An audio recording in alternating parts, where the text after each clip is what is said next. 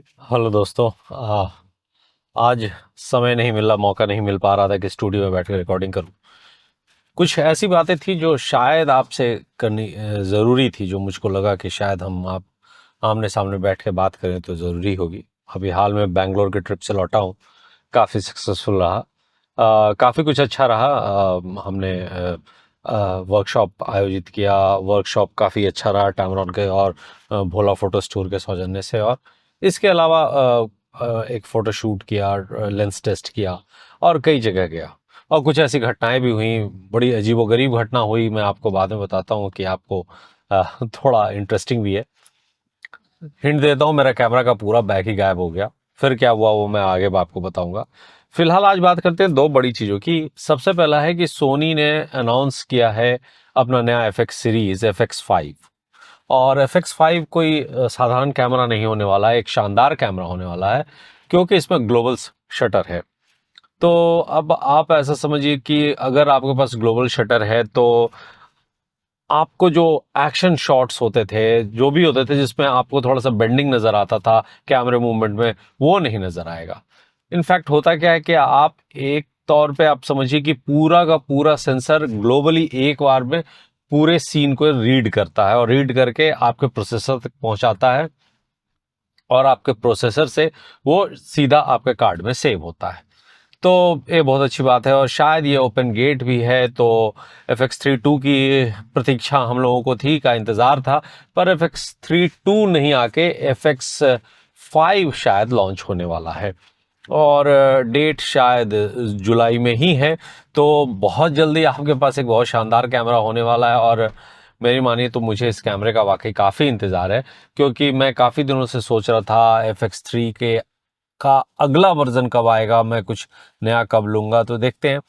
Raw capabilities के बारे में कोई खास जानकारी मुझको नहीं है, पर मुझको ये ज़रूर पता है कि एक्सटर्नल रॉ तो उसमें है ही है, क्योंकि FX3 में भी है।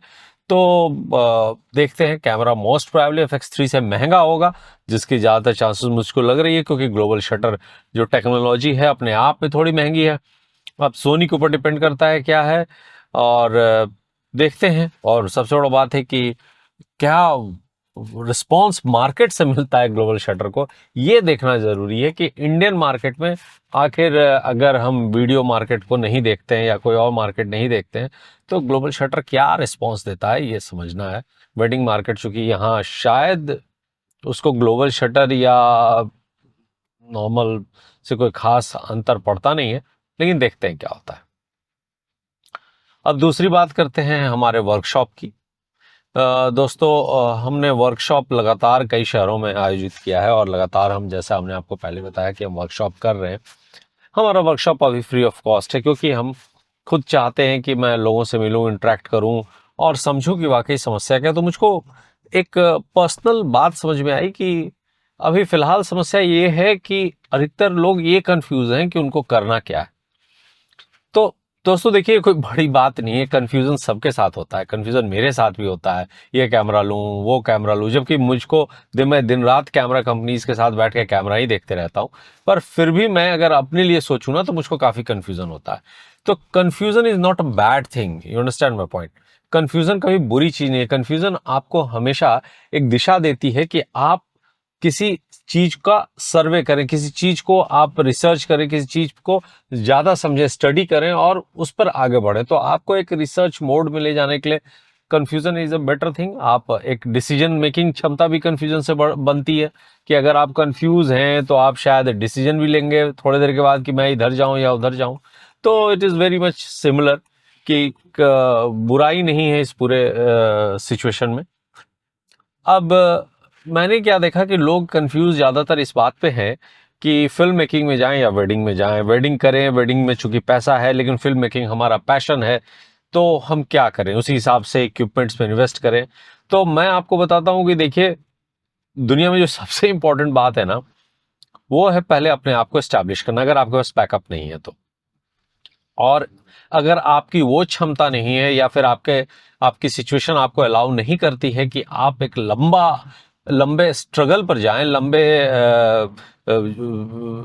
युद्ध में कूदने को तैयार हो जाएं, तब तक आपको शायद अपने आप को ना एक बैकएंड से सपोर्ट देके चलना ज़रूरी होता है, क्योंकि कई बार कई लोग जिनसे मैं मिलता हूँ उनके पीछे उनकी फैमिली होती है, उनके पीछे उनकी कुछ रिस्पॉन्सिबिलिटीज़ होती है जो कि उनके लिए बहुत ज़रूरी है।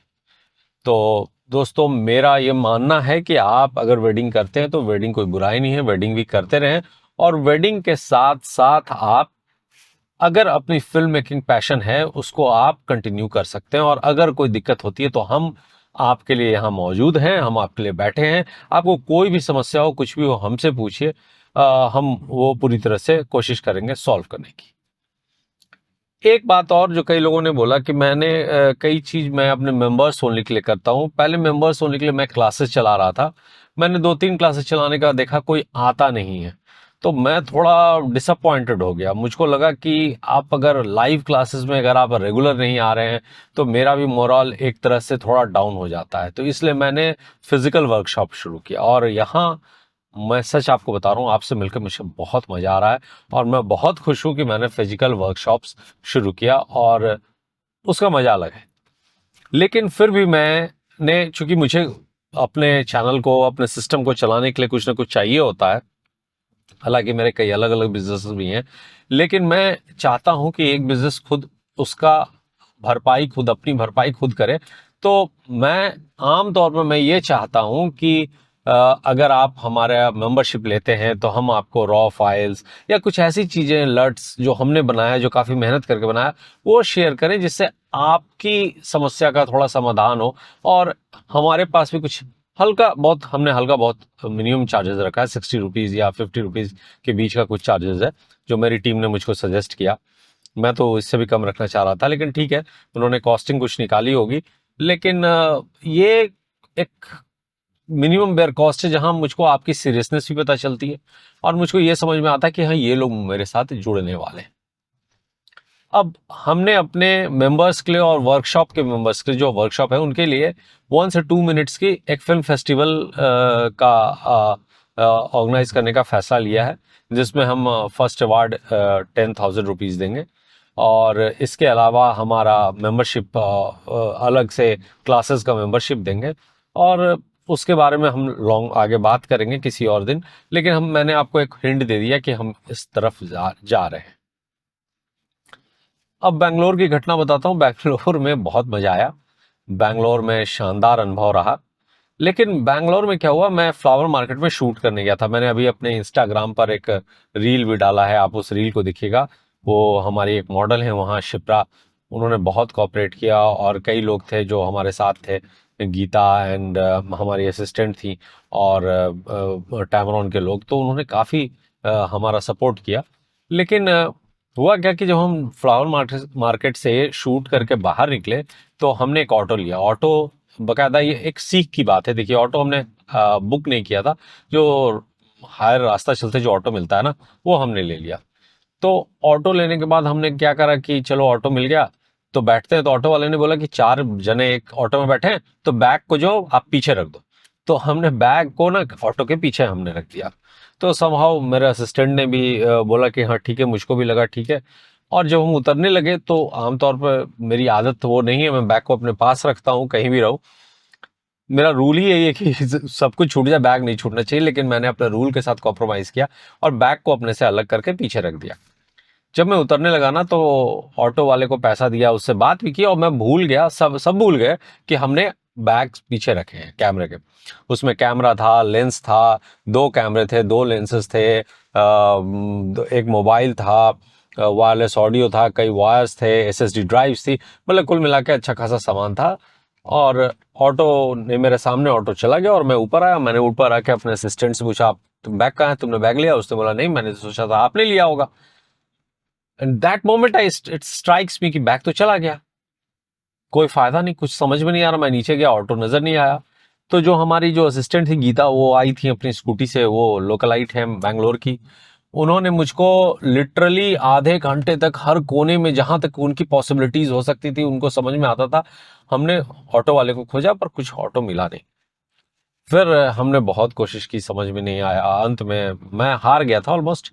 तो हमारी जो थी मॉडल शिप्रा, उन्होंने बोला नहीं, आपको मिलेगा जरूर।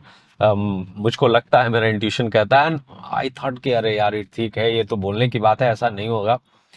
तो हमने गौर किया कि हमने जो उसका यूपीआई जिससे पे किया था ना, उस यूपीआई में एक नंबर था, फोन नंबर। तो हमने सोचा चलो इस फोन नंबर पे फोन करते हैं। तो हमने उस यूपीआई पे एक फोन मारा, लगाया। तो यूपीआई पे जब कॉल हमने किया तो यूपीआई का वो नंबर बंद बता रहा था, आउट ऑफ सर्विस बता रहा था। And it's really vanish all my last hopes. वो सब कुछ मेरा ना, सारा होप मेरा खत्म हो गया, गायब हो गया, धूमिल हो गया। उसके बाद मुझको समझ में नहीं आया मैं क्या करूं। मैं वो काफ़ी डिसअपॉइंटेड था, सुबह से मेहनत कर रहा था, सब कुछ उस बैग में था। तो हमारी टीम धीरे से बोली, मतलब मेरी टीम, मैंने अपनी टीम को बोला यार डिसमेंटल करते हैं, अब चलो, अब तो कुछ है ही नहीं, अब जो होगा देखा जाएगा, अब जो किस्मत में है वही होता है। मैं आमतौर पर हार ही गया था एक तरह से समझो। तो मैं वहाँ बैठा, शिप्रा को मैंने, उनको काफ़ी दूर जाना था तो एज अ मॉडल, तो मैंने उनको वो दे दिया कि भाई आप अपने टैक्सी में, टैक्सी पकड़ो जाओ। तो जैसे ही शिल्पा गई उसके बाद गीता ने मुझसे एक सजेशन दिया मुझको कि एक बार वहीं चलते हैं जहाँ ये कैमरा हमने ऑटो, जिस ऑटो में कैमरा छोटा था, वो ऑटो हमने जहाँ से पिक किया था वहाँ चलते हैं। तो वो एक ऑटो स्टैंड जैसा था, जो हर लोकल शहर में होता है। तो हम वहाँ गए, हमने सोचा शायद वहाँ हुलिया पूछने से किसी को कुछ पता चल जाए, पर समा वो हुलिया तो नहीं मिला। लेकिन हमें वहाँ दो पुलिस वाले मिले जो यूजुअली जो गाड़ियाँ लगा के खड़े रहते हैं। तो लैंग्वेज बैरियर था, लेकिन चूंकि गीता थी वहाँ तो उसने लोकल लैंग्वेज में बात किया, फिर दे कम टू हिंदी। और कर्नाटक पुलिस ने मतलब उस समय जो मुझको, जो मेरे दिमाग में था कि पता नहीं कर्नाटक पुलिस है, आई एम नॉर्थ इंडियन, पता नहीं क्या ट्रीट करेंगे, तो मैं थोड़ा सा बैकफुट पे था। लेकिन the way they treated me, मतलब कि आई कांट टेल यू, उन्होंने मुझको हर चीज़ पूछा, फिर उन्होंने मुझे तुरंत सजेस्ट किया कि अभी एक दो ही घंटे, एक घंटे हुए हैं, डेढ़ घंटे हुए हैं, आप तुरंत चले जाओ स्टेशन में जाके, नज़दीक के वो लिखवा दो। उन्होंने स्टेशन का एड्रेस बताया, फिर हम वहाँ गए। वहाँ भी जो ट्रीटमेंट कर्नाटक पुलिस ने दिया मुझको, जिस ढंग से उन्होंने हर चीज़ शांति से पूछा और मुझको मतलब आश्वस्त किया कि भाई आप चिंता मत करें, हो हम खोज तो लेंगे ही लेंगे, आपके पास वो यूपीआई आईडी हम उससे डिटेक्ट कर लेंगे। तो हम कंप्लेन लिखा ही रहे थे, सब कुछ डिटेल बैग में क्या है, तभी शिल्पा का फोन आ गया और शिल्पा ने मुझको चिल्ला के ऑलमोस्ट कहा कि Nikhil I got him, I got him. तो मुझको लगा पता नहीं वेयर शी गॉट हिम, कैसे मिली। तो उसने बोला अरे वो जो फोन नंबर था ना, वो phone number basically normal mobile से नहीं लग रहा था, लेकिन व्हाट्सएप से लग रहा था, क्योंकि यूपीआई के आगे ना वो फोन नंबर वाला यूपीआई था। तो फोन नंबर, उस नंबर को व्हाट्सएप पर उसने ट्राई किया और किसी ने उसको उठाया। और उसने तब शिल्पा ने एकदम ऑलमोस्ट रोते रोते उसको बोला भैया हमारा बैग छूट गया, क्योंकि उस बैग में सब कुछ था, हमारा बैग छूट गया, प्लीज़ आप उस बैग को, बहुत ज़रूरी है, उस बैग को आप देखो, वापस कर दो। तो उसने बोला अच्छा मैडम आप घबराइए मत, मैं देखता हूँ, क्योंकि अब मेरे अब्बा चलाते हैं। तो वो एक मुस्लिम ही पर्सन थे, ओल्ड, बहुत ओल्ड थे। लेकिन आगे क्या हुआ मैं बताता हूँ। उसके बाद तो आपको मैं पता करके बताता हूँ। और उसके बाद फ़ोन उन्होंने रख दिया।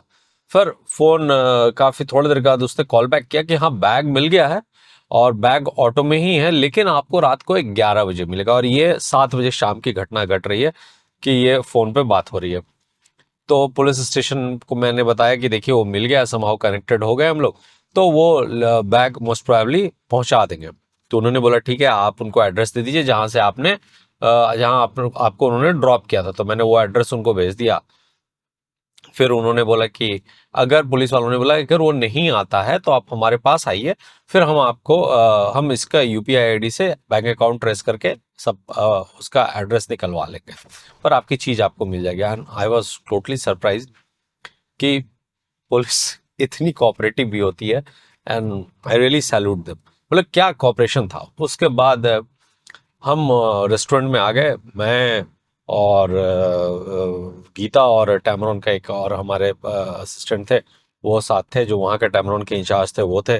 और हमने लगभग वो 4 घंटे वहाँ गुजारे। फिर गीता को मैंने बोला काफ़ी देर हो रहा है आप भी घर चले जाओ। तो गीता भी घर चली गई और गीता ने तब तक उससे बात की अपने कन्नड़ लैंग्वेज में और बहुत अच्छे से उसको कन्विंस किया कि हम यहाँ पर रहेंगे और एड्रेस बता दिया। तो उसने बोला ठीक है मैं आपको वहाँ पर ही 11 बजे रात तक मैं भिजवा दूंगा।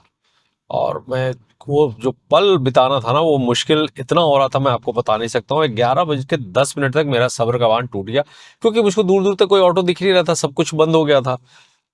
तो मैंने सोचा वो नहीं आएगा, तभी एक पुलिस वाला मुझको खोजते खोजते आया, और वो पुलिस ऑफिसर ही था एक।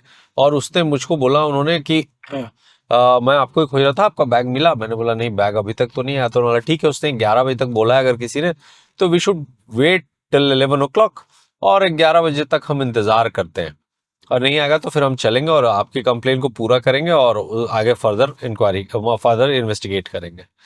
तो मैं इंतजार करता रह गया। मैं डिसअपॉइंटेड ही था, मुझको गीता बोल रही थी फोन पे वो आएगा, सब कुछ, सभी हर किसी ने बोला जब उस बंदे ने बोल दिया तो आएगा, पर मुझको थोड़ा यकीन नहीं था कि वो बंदा वापस आएगा इतने कुछ लेने के बावजूद। 11 बजे ठीक एक ऑटो आकर रुका और वो बाबा निकले, और मैं फोटो नीचे शेयर कर रहा हूँ, और उन्होंने दे दे के साथ मुझको बोला, क्या साहब मैं इतना डर गया था, आपका बैग हमारे इसमें था, मैं तो डर रहा था कोई और ना उठा ले, पूरे रास्ते में डर डर के ऑटो चला रहा था। And then I was surprised कि दुनिया वैसी नहीं है जैसा हम सोचते हैं। लोग अभी भी बहुत अच्छे हैं, ह्यूमैनिटी अभी भी पूरी तरह से गई नहीं है, और लोग सोचते हैं। और उस बंदे को कोई तुक नहीं था, अगर वो बोल देता कि ठीक है मेरे पास बैग नहीं मिला, तो हम क्या कर लेते, किसी और ने रास्ते में उतार लिया, क्योंकि after all fault was mine, हमारी गलती थी। तो बैग हमने पूरा, उसने बोला चेक करो, पुलिस वाले ने भी मुझको फोर्स किया, कि मैं चेक करना नहीं चाहता, मैं एम्बैरस था, लेकिन हमने चेक किया बैग, और सारा सामान वहीं का वहीं था, उसी तरह से था जिस तरह से बैग में हमने छोड़ा था। तो दोस्तों ये कहानी, सबसे पहले तो thanks to Karnataka police, thanks to Geeta, thanks to Shilpa जिसने एफर्ट छोड़ा नहीं अंत तक, और थैंक्स टू द टेम्पो वाले बाबा, ऑटो वाले, जिन्होंने वो जानते थे कि उस बैग में क्या है, क्योंकि वो कोई कॉस्टली चीज होगी तभी कोई आदमी इतना लग रहा है, पर वो पहुंचाने आए और उन्होंने छुआ तक नहीं। तो ये सैल्यूट करने वाली बात है दोस्तों। और इससे एक सबक ये भी मिलता है कि हमें हमारे सामान की रक्षा ना एकदम तत्परता से करनी चाहिए, खासकर जो कैमरा बैग्स है या जो इक्विपमेंट्स है हमारे, वो हमारे लिए बहुत इंपॉर्टेंस रखते हैं, वो हमारी गाढ़ी मेहनत की कमाई के हैं। तो ईश्वर की देन थी, भगवान का देन था कि मुझको वो मिल गया। उन्होंने भी एक बात कही ऑटो वाले बाबा ने कि भाई हमारा ईमान नहीं अलाउ करता है हमें कि हम किसी और का सामान लें, वो उनके उनके लैंग्वेज में, कि भाई हमें दोजख नसीब होगा, यानी पाप लगेगा, नरक जाएंगे ऐसा। तो भाई ये जो सोच है ना भाई, ये सोच इंसान को बाकी इंसानों से ना आगे बढ़ा देती है। पैसा उसके आगे कोई मायने नहीं रखता, ये सोच मतलब आपको नतमस्तक कर देती है दूसरे की, कि भाई आपको लालच नहीं डिगा सकता है। तो शायद मेरे कुछ अच्छे कर्म रहे होंगे, आप लोग का प्यार रहा है, आशीर्वाद रहा है, जिसकी वजह से चीज़ें वापस आ गई। और मैं भी अपनी ज़िंदगी में कोशिश करता हूँ कि किसी को झूठ नहीं बोलूँ, धोखा नहीं दूँ, या फिर किसी के साथ गलत कुछ ना करूँ। तो यही है बस दोस्तों। तो ये सोचा, ये 3 कहानियां हैं, ये 3 बातें हैं। सोनी FX3 आने, FX5 आने दो, तो उसको देखेंगे। वर्कशॉप्स के बारे में आपको बता ही दिया, और ये मेरे साथ जो घटना घटी वो भी बता दिया। तो चलते हैं, बताने को और कुछ और है नहीं, मिलते हैं अगले एपिसोड।